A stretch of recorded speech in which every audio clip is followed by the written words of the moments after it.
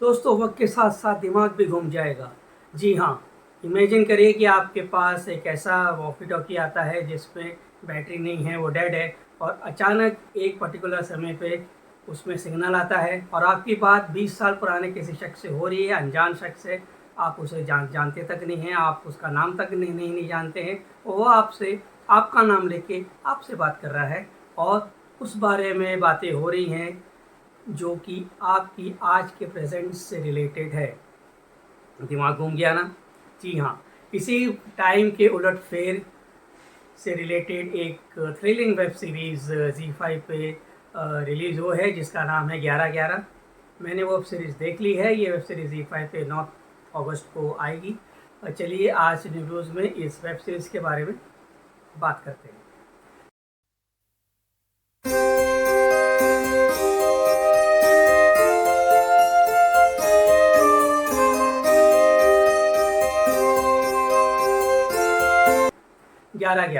11-11 एक Korean web series signal का Indian adaptation है। इसको इंडियन अडाप्ट किया है उमेश बिष्ट ने, जिन्होंने पगलेट बनाई थी। सालिया मल्होत्रा की उसमें भूमिका थी। ये कहानी है एक ऑनेस्ट पुलिस ऑफिसर की, जो उनका नाम है, जिसका रोल प्ले किया है राघव जुआल ने। और उनकी बात 20 साल पहले एक दूसरे पुलिस ऑफिसर शौर्य से होती है, जिनका रोल प्ले किया है दरिया करवाल। एक केस को रिलेटेड उनके बीच में बात होती है। ये बहुत ही पुराना केस है किडनैपिंग का, बहुत पॉपुलर था अपने ज़माने में। आज भी उसको केस को लेके काफ़ी प्रोटेस्ट है, चर्चा है। इनके कॉन्वर्सेशन से उस केस में कुछ नए खुलासे होते हैं और इस सक्सेसफुल कन्वर्सेशन और केस में नए खुलासों के बाद उनके बीच में और बातें होनी शुरू होती हैं। इंटरेस्टिंगली जो पहला केस है उसमें जो युग है, युग का बचपन से उस केस से कुछ कनेक्शन है। और शौर्य जिससे युग की बात हो रही है, उनका युग की जो बॉस है भूमिका, जिसका रोल प्ले किया है कृति कामरा ने, उससे उनका एक पास्ट जुड़ा हुआ है।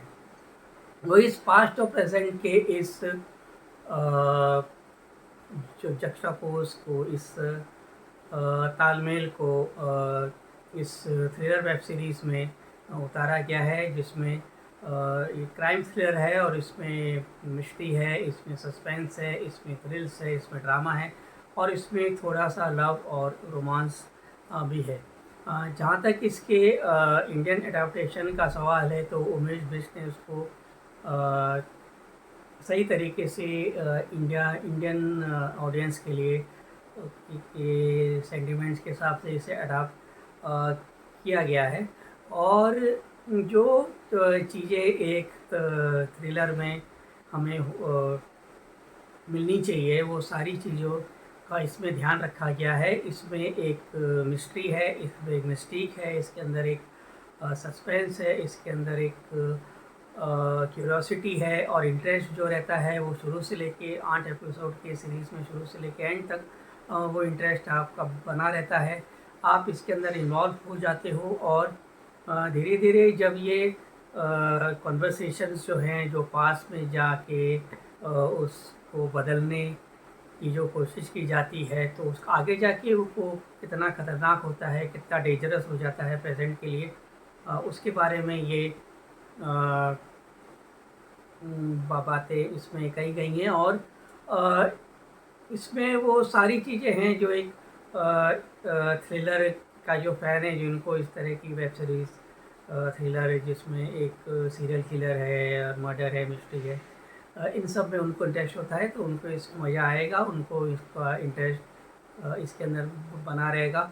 डायरेक्शन इसका अच्छा है, बांध के रखता है ऑडियंस को। राइटिंग भी इसकी आपको इस राइटिंग में पकड़ है, डायरेक्शन में पकड़ है, आपको बोरियत महसूस नहीं होती है। क्यूरियोसिटी जाके ऐसा क्यों हो रहा है, क्यों ऐसा कर रहा है, और कैसे वो पास में जाके कैसे वो चेंज होता है। हालांकि ये सवाल ज़रूर उठता है कि ये सब हो रहा है तो इसके पीछे रीज़न क्या है, पावर क्या है, कारण क्या है। तो वो जो चीज़ है वो फिलॉसफी के थ्रू कही गई है। वो इतना एक आम ऑडियंस के लिए इतना ये एक तो पूरी तरह से क्लियरली एकदम एक्सप्लेन नहीं होता है। वो फिलोसफिकल वे से, मेटाफोर से उन्होंने ये बात कहने की कोशिश की है जो हर एक को उतनी पल्ले नहीं पड़ेगी। अगर आपको ये चीज़ एक्सेप्ट हो जाती है, इस तरह से कॉन्वर्सेशन हो सकती है पास्ट और प्रेजेंट के बीच, दो लोगों के बीच, और उससे प्रेजेंट या फ्यूचर, प्रेजेंट और पास्ट में चेंजेस हो जाते हैं जो आगे जाके ख़तरनाक भी हो सकते हैं। तो अगर आपको ये चीज़ पर आप मान लेते हो, इस पर यकीन कर लेते हो, तो फिर आपको इसके अंदर काफ़ी इंटरेस्ट आपको आएगा, आपका इंटरेस्ट बना रहेगा, आप इस सीरीज़ को एंजॉय करोगे। अदरवाइज़ अगर आपने इस पे आपको ज़रा भी यकीन नहीं होता, आपको ये बात हजम नहीं होती है, तो फिर ये आपको झेलना आपके लिए बहुत मुश्किल हो जाएगा। इसकी टेक्निकली काम अच्छा हुआ है इसमें। कैमरा वर्क काफ़ी अच्छा है, म्यूज़िक ख़ास तौर पे काफ़ी अच्छा है, और जो आर्ट डायरेक्शन है और जो सेटिंग है, जो एनवायरनमेंट है, और जो जगह चूज़ किए उत्तराखंड, उसकी जो सीनिक ब्यूटी है, और साथ में जो डार्क एलिमेंट्स और मर्डर मिस्ट्री, उसका अच्छा सा समावेश इसके अंदर होता है। इंटरेस्ट लेवल जो है, जो मेन चीज़ होनी चाहिए इस तरह के जो जॉनर में, वो पूरी की पूरी तरह बनी रहती है। यहाँ तक अदाकारी का सवाल है, एक्टिंग का सवाल है, इसमें सबने बहुत ही ईमानदारी से आप अपने किरदार को निभाया है, किरदार को समझा है, और वो भी वो पर्दे पे उसको उतारा भी है। कीर्ति कामरा का काम काफ़ी अच्छा है।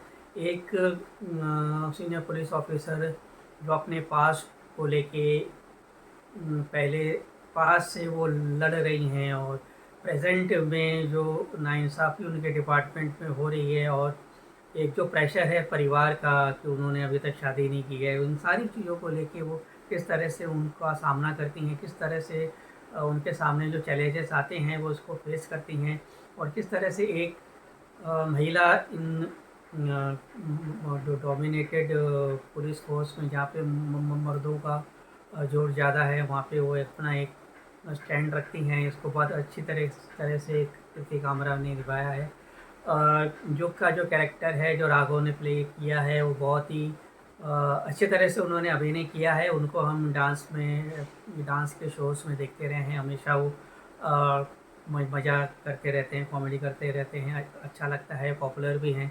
और एक्टिंग का जहाँ तक सवाल है कि सीरियस एक्टिंग है, कैसे ऑनेस्ट पुलिस ऑफिसर की एक्टिंग, जहाँ पे वो क्रिमिनल प्रोफाइलिंग में एक्सपर्ट हैं, उसमें भी उन्होंने अपने काम को समझा है और अच्छे तरह से उन्होंने निभाने की कोशिश की है। कहीं कहीं पे एक आध जगह ऐसा होता है कि वो थोड़े से ज़्यादा एक्साइटेड हो जाते हैं, तो थोड़ा सा वो अगर मेलो डाउन करें, थोड़ा सब्टल अपने एक्टिंग को रखें, तो ज़्यादा उनके लिए बेटर होगा। उन्होंने काम अच्छा किया है, लेकिन और अच्छा कर सकते हैं। जो शौर्य का रोल किया है, उनका भी काम बहुत ही बढ़िया है, और उन्होंने जो उनकी जो लाइफ में जो उनके साथ जो चीज़ें होती हैं, जो किस्मत और धोखा किस्मत, कभी कभी किस्मत उनका साथ देती, कभी उनके साथ कुछ ऐसा बिट्रेयल और धोखा होता है। तो फेट और बिट्रेयल के बीच जो इनकी जद्दोजहद चलती है उनके कैरेक्टर की, तो उसको भी उन्होंने बखूबी निभाया है। कैरेक्टराइजेशंस अच्छे हैं इसके अंदर। एक कैरेक्टर का एक ग्राफ है, उसका एक मीटर है जो चलता है, जो महसूस होता है, और ऑडियंस को अपनी ओर खींचता है। ऑडियंस भी उनके साथ जुड़नी शुरू होती हैं धीरे धीरे, और उनके साथ उनके इमोशंस को भी फील कर पाती हैं। किसी भी फिल्म मेकर के लिए कोई भी जॉनर हो, अगर वो कैरेक्टराइजेशन को ठीक से कर लेते हैं, और वो कैरेक्टर और ऑडियंस के साथ रिलेशन उनका मेंटेन हो जाता है, तो ये उनके लिए सक्सेस होता है। और इस चीज़ में 11/11 भी ये सक्सेस उमेश बिष्ट को और उनके राइटर्स को मिली है। इसका जो प्रॉब्लम्स हैं वो यही हैं जो मैंने बताया, कि अगर कन्विंस नहीं हुआ तो बहुत प्रॉब्लम है।